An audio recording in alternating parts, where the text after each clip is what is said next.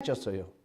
근데 우리는 삶 속에서 얼마나 하나님께 영광을 돌리고 사느냐, 얼마나 하나님께 감사하고 사느냐, 이걸 한번 깊이 생각해 보면 한없이 작아지는 모습을 보게 됩니다.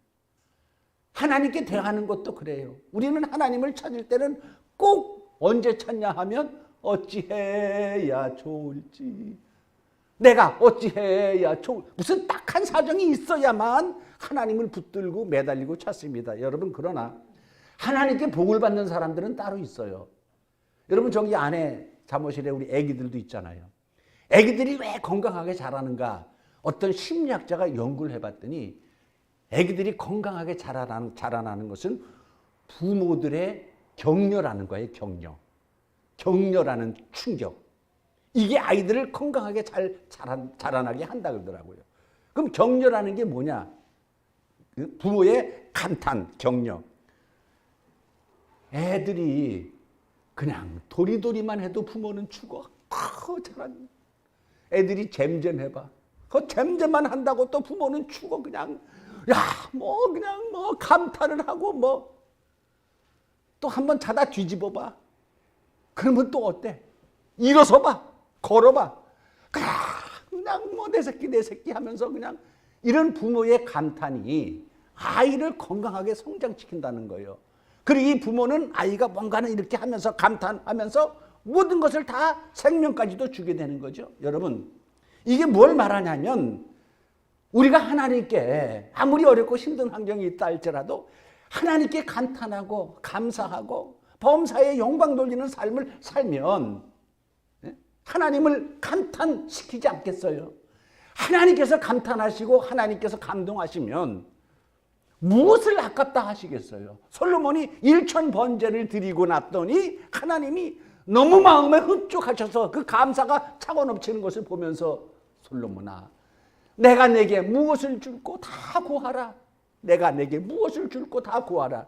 그러니까 우리는 어찌해야 좋을지 나는 갈 길 모르니, 이럴 때만 하나님을 찾는 게 아니라 범사에 감사하는 삶으로 하나님의 마음을 감동시킨다면 하나님께서 항상 우리를 뭘 줄까? 저놈을 뭘 줄까? 어려운 환경 만났을 때에도 하나님이 나서서 그냥 직접 해결해 주시고 축복해 주시고, 이런 하나님을 분명히 믿으시기를 바랍니다. 근데 오늘 또 항상 제가 절기가 되면 고민이 생겨요. 무슨 고민이 생기냐면 또 성찬식도 해야 되고 하니까 설교를 좀 줄여야 되는데 항상 설교를 어떻게 줄이나 이거 가지고 되게 제가 고민을 많이 하는 사람이에요. 그러면 설교는 어느 정도가 적당한가? 세상에 별거 조사하는 데 다 있어요.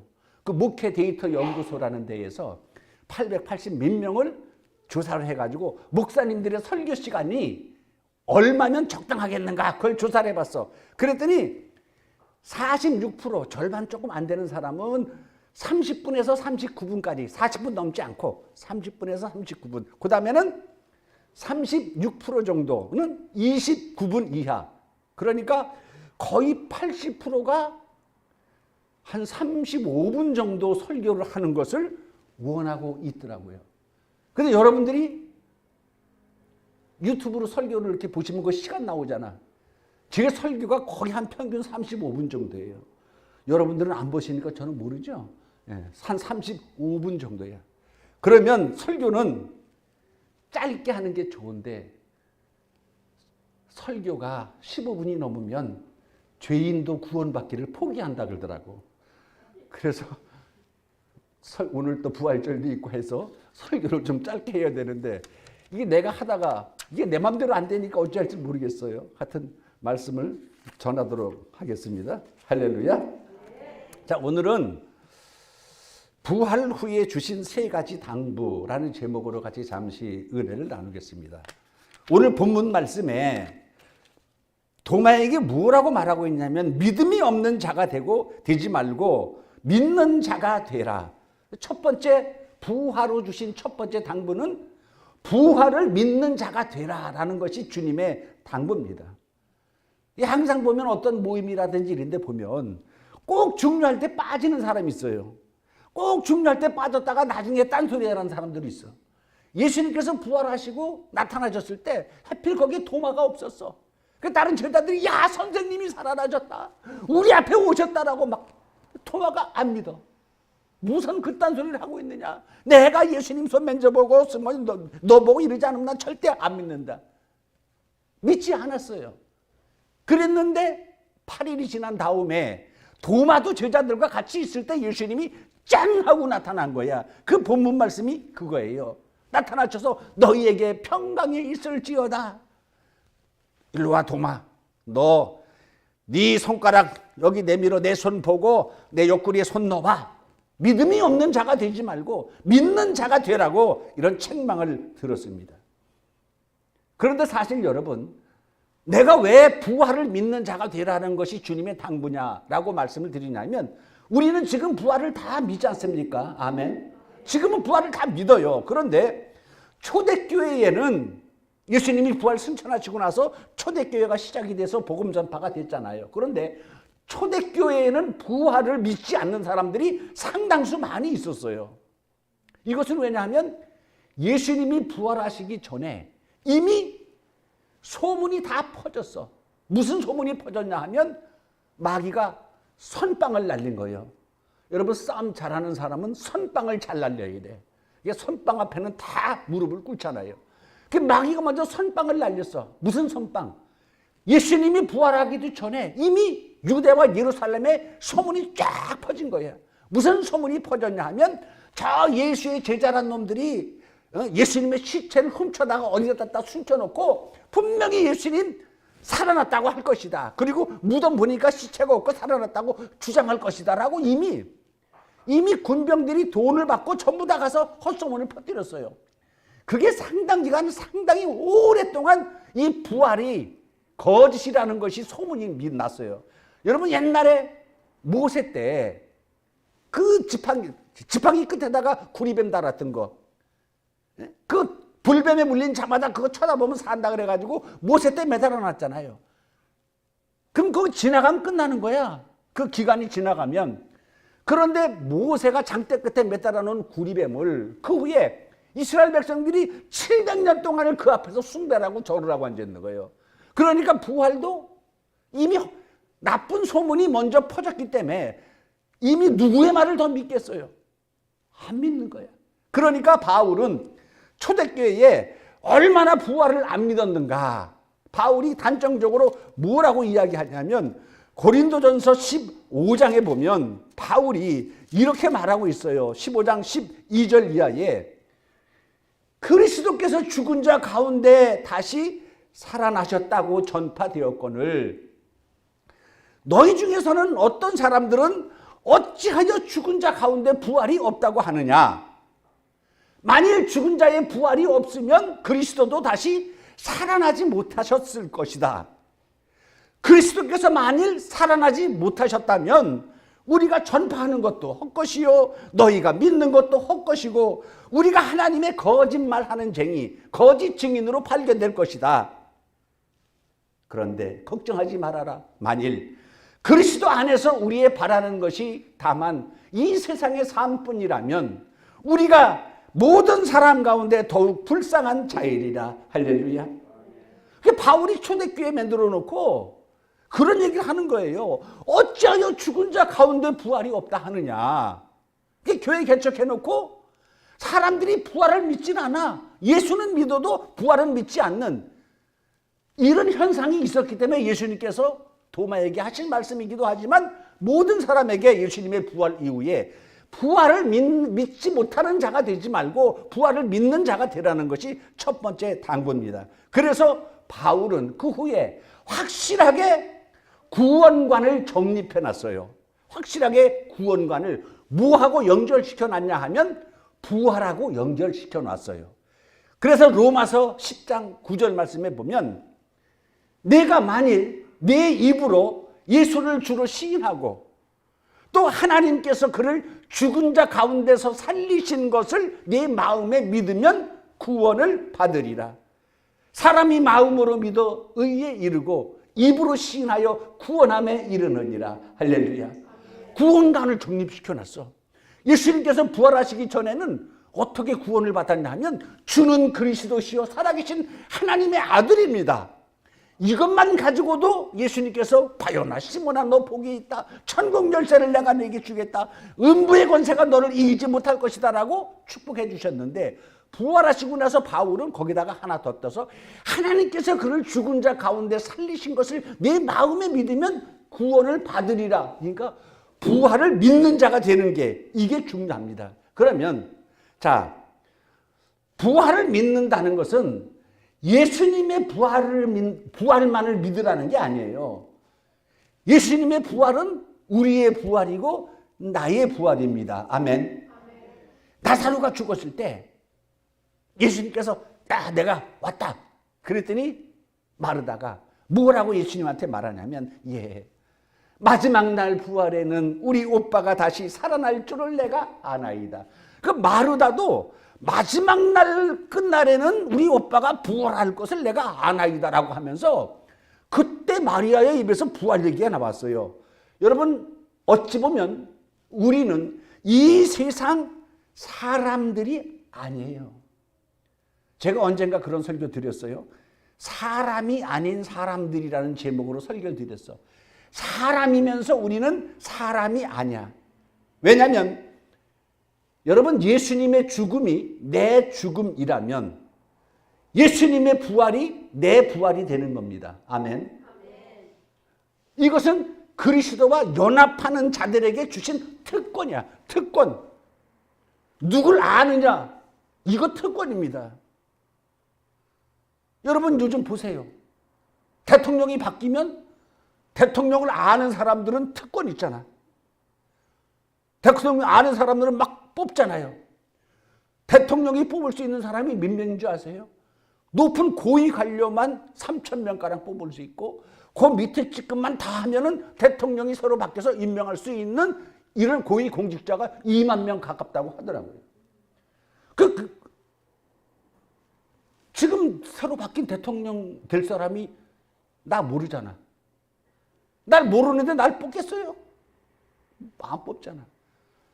여러분 세상에 모래 같은 많은 사람들이 있어도 예수 모르는 사람을 예수님께서 그들에게 무슨 특권을 주시겠어요? 줄 리가 없잖아요. 마찬가지로 우리가 그리스도와 연합한 자라면 그리스도가 부활하신 것 같이 우리도 이미 부활한 존재라는 것, 부활이 과거 완료형처럼 이미 우리는 부활한 존재라는 것도 믿으시길 바랍니다. 그래서 로마서 6장 5절 말씀에 보면 만일 우리가 그의 죽으심과 같은 모양으로 연합한 자가 되었으면 또한 그의 부활하심과 같은 모양으로 연합한 자도 되리라. 이게 무슨 말씀이냐면 예수의 죽음이 내 죽음이면 예수의 부활은 나의 부활이라는 당위성을 증명하는 거예요. 예수님 옛날에 죽었잖아요. 아멘. 우리가 예수 믿을 때 주님 영접할 때 나도 죽었잖아요. 아멘. 예수님이 부활하셨어요.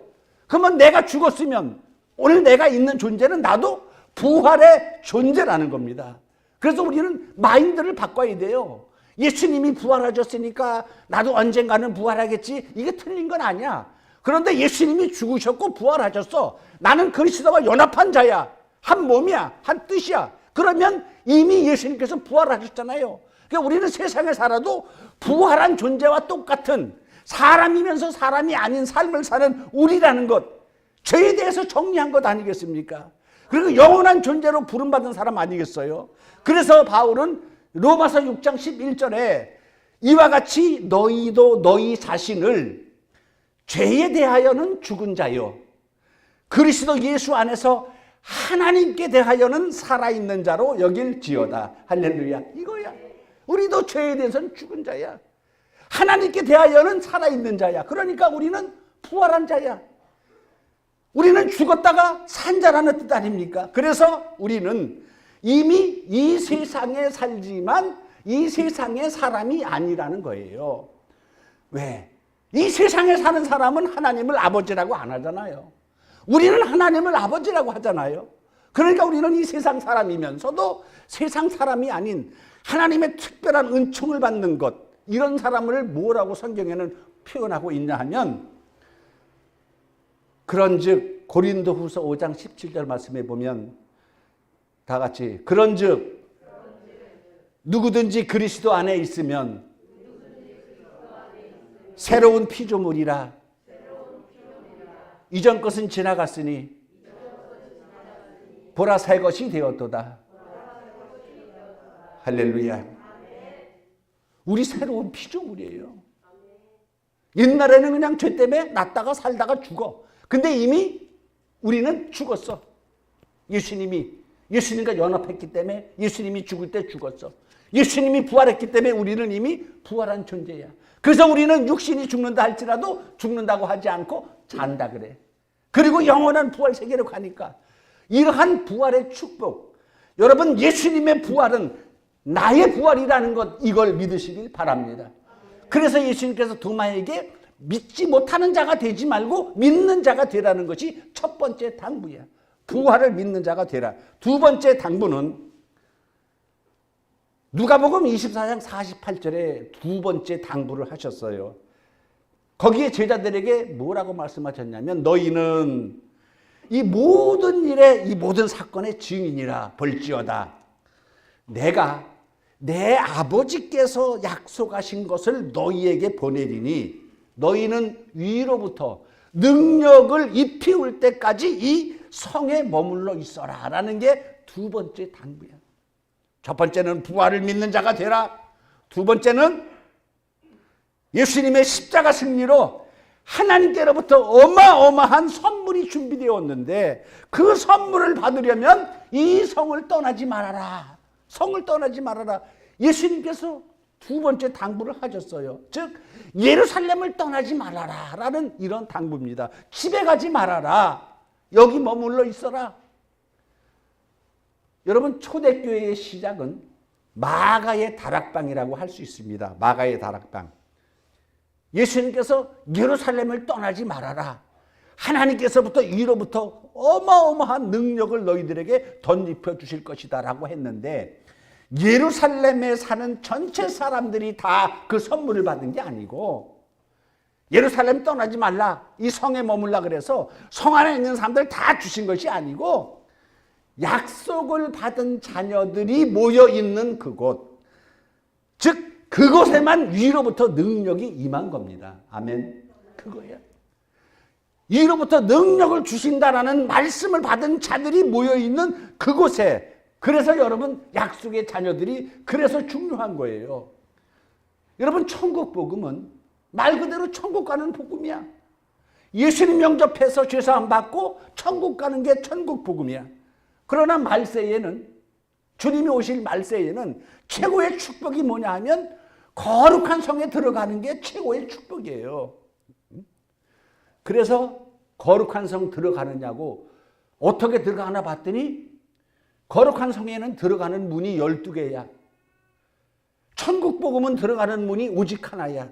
나는 길이요 진리요 생명이니 나로 말미암지 않고는 아버지께로 갈 자가 없다. 천국 복음은 오직 예수 그리스도를 통해서 들어가. 근데 나중에 거룩한 성 새 예루살렘 보니까 들어가는 문이 12개야. 그래서 계시록 20장 14절에 보면 자기 두루마기를 빠는 자들은 복이 있으니 그들이 생명나무에 들어가며 문들을 통하여 성에 들어갈 권세를 얻으려 함이라. 그래서 거룩한 성에는 문들을 통하여 들어간다 그랬어요. 그러면 문이 몇 개냐 하면 문이 12개야. 그러면 거룩한 성에 들어가는 사람들은 누가 들어가느냐? 첫 번째 조건은 이미 주님을 영접한 자들이 기본 자격이 되는 거예요. 주님을 영접치 못한 사람은 거룩한 성 구원받지도 못하고 거룩한 성은 쳐다도 못 봐요. 그러니까 거룩한 성에 누가 들어가느냐? 주님을 영접한 자들이 기본이야. 주님을 영접하고 말세에 12문을 제대로 발견하는 자들이 그 성에 들어갈 것 아니겠어요? 거룩한 성에 문을 통해서 들어간다는 것을 알지도 못하는 사람이 어떻게 그 안에 들어가겠어요?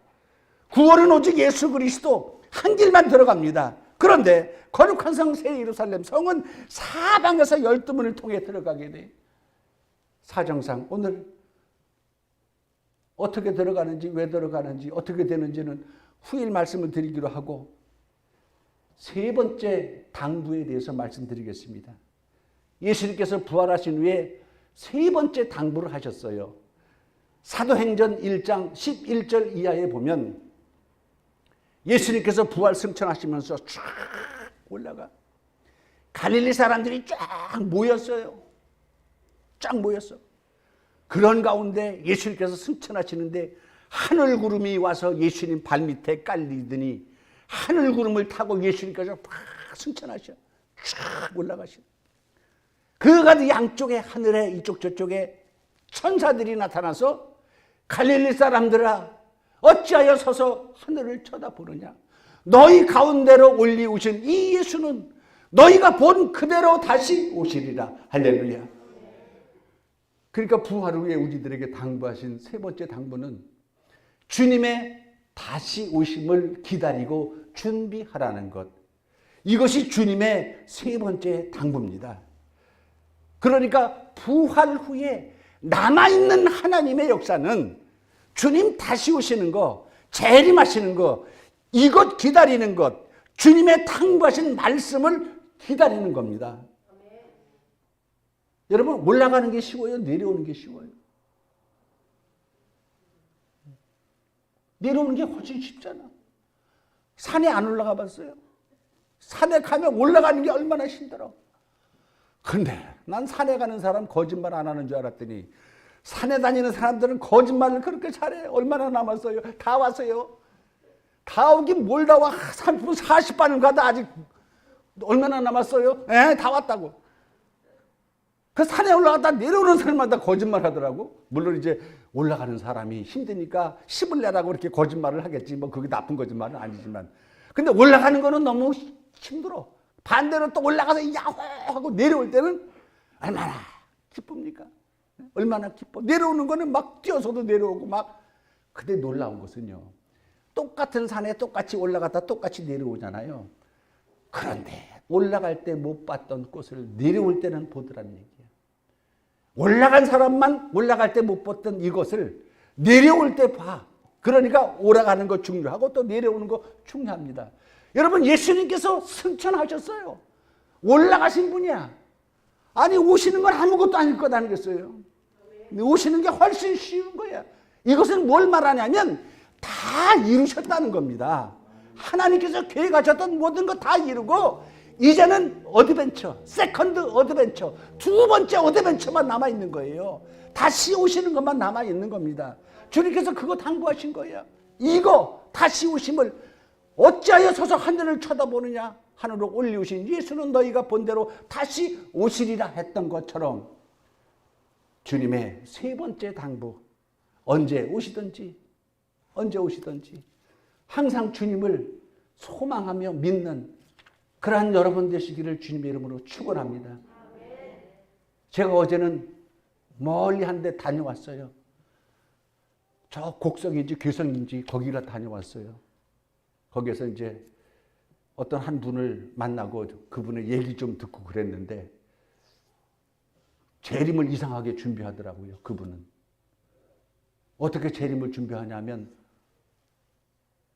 올해 10월 달에 소행성이 우리 지구와 충돌해서 그때부터 이제 마지막 환란이 시작이 된다고 이렇게 하면서 저 인천에 있는 큰 교회를 다 팔고 정리해가지고 저 산속에다가 갔다가 기도원 비슷한 데다가 해놓고 거기다가 말세에 피난처라고 해서 거기 옮겨놨더라고요. 그래서 10월 달에 소행성이 부딪히게 되면 그로 인하여 뭐 바다의 3분의 1, 사람의 3분의 1, 뭐 다 초목의 3분의 1 전부 다 그렇기 때문에 엄청난 기근이 오고 식량이 없어서 많은 사람이 기아에 빠지고 그런다 그래서 이미 준비를 해놨더라고요. 보니까 10월 달에 종말이 시작된다고 벌써 소금 250푸대를 갖다가 쌓아놨더라고요. 내 눈으로 직접 봤어. 왜? 소금이 있어야 될 거 아니야. 일단 먹고 살려면. 내 눈으로 이렇게 직접 보고 재림을 그렇게 준비하는 사람들도 있습니다. 그런데 재림을 준비하는 그 자체가 잘못된 건 아니야. 그렇게 준비하는 게 잘못된 거지. 그런데 예수님의 마지막 당부에 다시 오심을 기다리라. 그래서 첫 번째는 부활을 믿는 자가 되라. 아멘. 축복 주시기로 약속된 장소 머물러 있어라. 떠나지 말아라. 세 번째, 다시 오실 것이니 마음에 준비하고 자격에 준비하라고 말씀하신 부활을 주신 세 가지 당부가 여러분들 마음속에 2022년 부활절에 차고 넘치는 은혜가 되길 주님의 이름으로 축원합니다. 기도하시겠습니다. 거룩하시고 자비로우신 하나님 아버지, 오늘 부활절 맞아 주님께서 부활을 주신 세 가지 당부에 대해서 잠시 은혜를 나눴습니다. 우리가 아멘은 하지만 하나님의 기쁜 뜻을 우리가 어찌 깊이 알겠습니까? 하나님께서 역사하여 주셔서 저희들 하여금 부활의 참된 소망을 깊이 깨닫게 하시고 하나님의 영광 돌리는 삶을 사는 우리 모두가 다 되게 하여 주옵소서. 예수님 이름으로 기도 올려옵나이다.